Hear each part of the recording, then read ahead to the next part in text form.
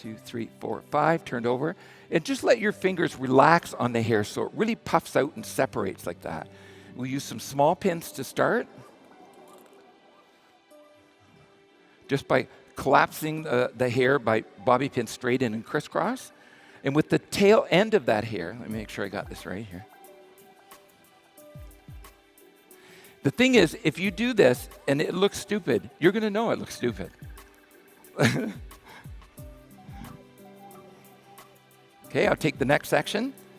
I'm just saying for when you do this, when you try this out, I know you're going to love this technique. Just turn the hair over once and press, press, press, press, press. Turn it over again and press, press, press, until the hair just bubbles up like that. And we're going to pin it. These are small bobby pins that are crisscrossing each other. You see the tail of that section? I'm going to put it into the next piece of hair and turn it the opposite direction and puff it up to you. 1, 2, 3, 4, 5, turned over. 3, 4, 5. And when you're trying this out in the salon, your center section is going to just scare you because it doesn't look like too much. It's when you start blending your sides in. A little bigger pin again now. Okay. And if you like iron work, when you iron a section first and then do this, it's just beautiful. Take the next section below that and turn it the opposite direction and press 1, 2, 3, 4, 5. Turn it again. 1, 2, 3, 4, 5. 1, 2, 3, 4, 5. So, you don't need any curl in the hair. You don't need any preparation to the hair. The hair will spin like this really easily. And you can see the effect that we're going to get on the finish. Next section down. And turn it over in the opposite direction, which I don't remember which way it went the other way. So sometimes I've done the whole head going the same way, and when she stands up, she can only go left. That's kind of weird. So. That. But those of you that, we're proud to be here at Premiere shows. So enjoy it. And, those of you who come a long distance from other countries, we've met people from Argentina, all South America. We met some girls from Germany. And you know what? We welcome you so much here to have a look at North American hairdressing and styling. And those of you that are from Europe, we do look at your styles and we do appreciate what you do. And you do start a lot of trends. But North American styles are soft, they're pretty, they have a workmanship to them that we're all proud of. And I think that's really something. If you don't do many updos, that's the only reason that you get nervous when you do them. But if you'd make yourself try 3 updos that you've seen around the show this week, even if you have to go out into the alley and pick up somebody that fell over, just bring them in, fluff up their hair a little bit, and just get into the groove of it. It's like when you did your first bob cut. I've been in an alley before, I'm sure, too, so don't take that as anything.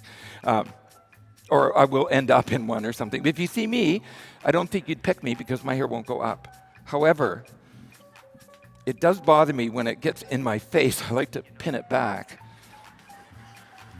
It's just a couple of little sections, that just annoy you. There we go. Let's turn this over. 2, 3, 4, 5. Now you can see this takes a tremendous amount of intelligence to do this. So look intelligent when you're doing it.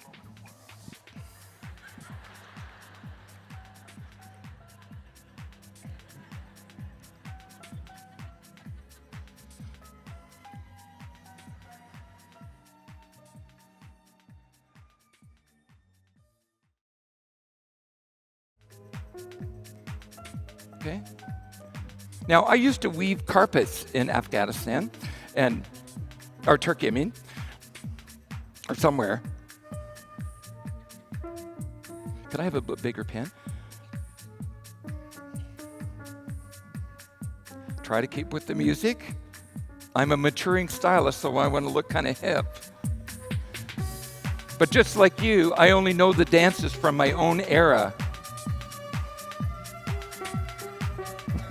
Some of you don't even know what that was. What's interesting for you younger stylists too is to remember that Your life is just beginning. Your hairdressing life is just beginning. And you might think you know it all, and you might very well know it all. But you know what? The longer you're in this business, the more you get to understand people and understand the needs of others. And your hairdressing skills are so important, but it's what's in here. It's what's in your heart. And we're not all nice every day, sometimes only once a week. But the thing is, it's the kindness that you extend to other people that's really the basis of what it is that you do. It's so important to remember that if you work in a salon, that it's not the owner's responsibility to make you successful.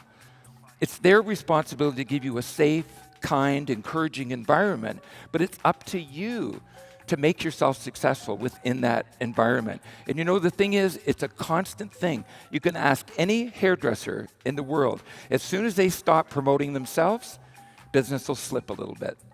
If you don't start taking those clients, how many of you have done a client in the salon, and when you're doing your hair, you think, what do you come here for? Geez, you're miserable every time I've met you. You never like what I do. You're always kind of in a bad mood. But isn't it true you could do the next client and you could do their hair all day long? How many of you have met people like that? So important. You know what? Those are golden clients. And they're the ones that you step forward and say, you know what? I love doing your hair. I wished all my clients were like you. I need to meet more people like you to feel more fulfilled. I'm going to give you 3 of my business cards. And if you would, send 3 of your friends in for like maybe an updo or a color or whatever it is that you're doing.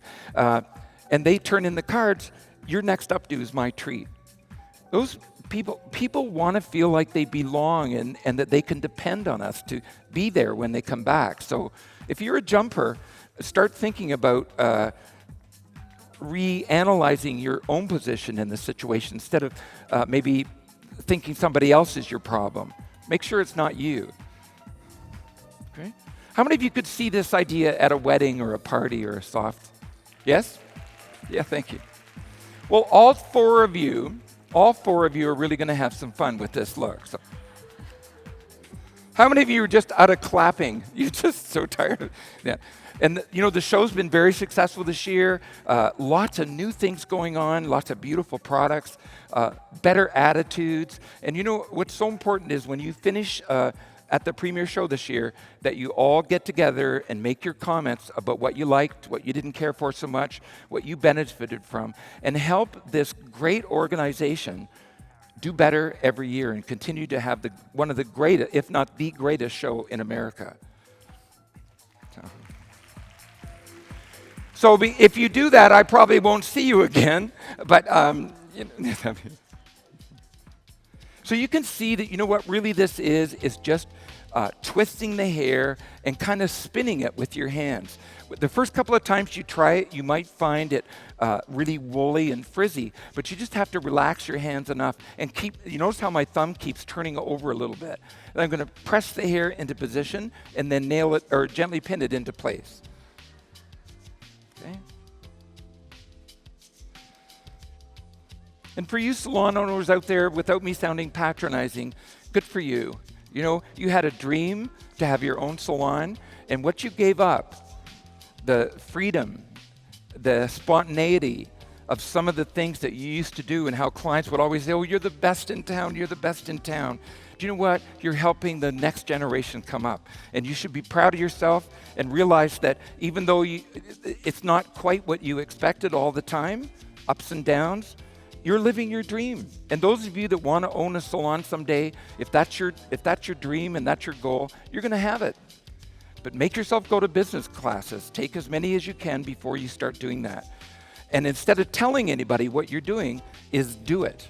Get that little certificate and then say, look what I did. If you're anything like me, I'm a dreamer. I love to do everything, but I just can't get around to it. I see there's no one else like that here, but if you go further like north into Canada or something like that, or further west to Los Angeles, lots of kickbacks there, lots of movements in and out. But the one thing to remember is you do not have to live in a big city or be a big hairdresser.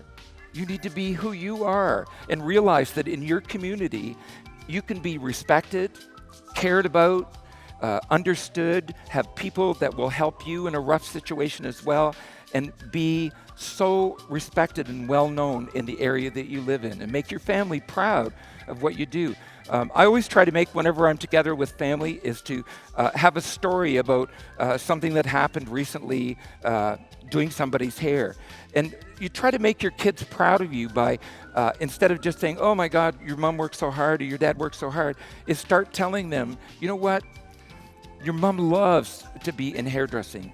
And I work in beauty, and I'm a color specialist, or I'm a wave specialist, or let's say color. And talk to the family just a 2-minute thing about the color red.